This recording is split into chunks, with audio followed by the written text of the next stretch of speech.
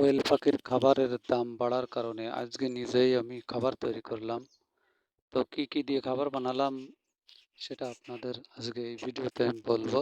সেটা হচ্ছে সজিনার পাতা, কলমি শাক, ভুট্টা ভাঙা এবং ভুসি, চাউলের গুঁড়া।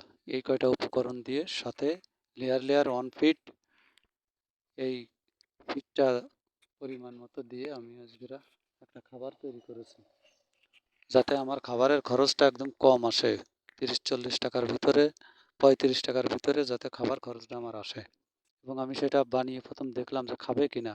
খাবারটা একটু গুঁড়ো গুঁড়ো হয়ে গেছে, দেখছেন আপনারা, একদম গুঁড়ো গুঁড়ো দেখা যাচ্ছে।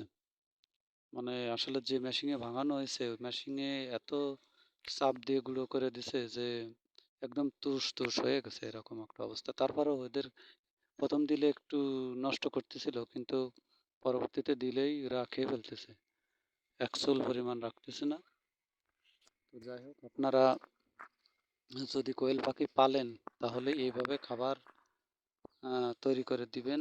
তা না হলে আসলে কোয়েল পাখি যারা পালবেন তাদের উদ্দেশ্যে বলি, এইভাবে যদি দেন তাহলে লাভ হবে অধিক।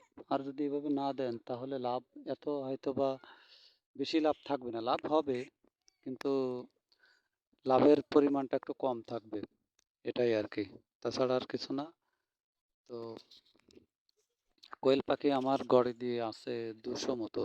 কোয়েল পাখি আমার ফার্মে আছে প্রায় 200 মতো। তার ভিতরে অ্যাডাল্ট ডিম দিচ্ছে 100 মতন, কিন্তু অতিরিক্ত গরমের কারণে হঠাৎ করে আমার এই পাখিগুলো ডিম দেওয়া বন্ধ করে দিছে। আমি প্রথমে বুঝতে পারিনি যে খাবারের কারণে নাকি কিসের কারণে পাখিগুলো ডিম দেওয়া বন্ধ করে দিল, কিন্তু পরবর্তীতে বুঝলাম যে অতিরিক্ত গরম পড়ার কারণে আমার এই পাখিগুলো ডিম দেওয়া বন্ধ করে দিল।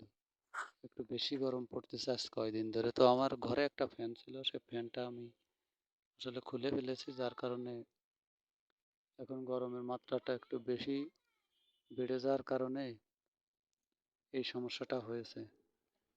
তো যাই হোক, আর পুষ্টিকর খাবার যেগুলো সেগুলো আমি চালিয়ে যাচ্ছি, আবার খাবার চেঞ্জ করছি। তার কারণে গড়ে সড়ে দিয়ে আমার অনেক ডিম উৎপাদন ক্ষমতা অনেক কমে গেছে।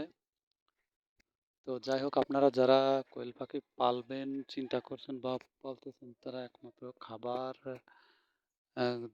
দিয়ে পালতে গেলে মনে করেন যে এইভাবেই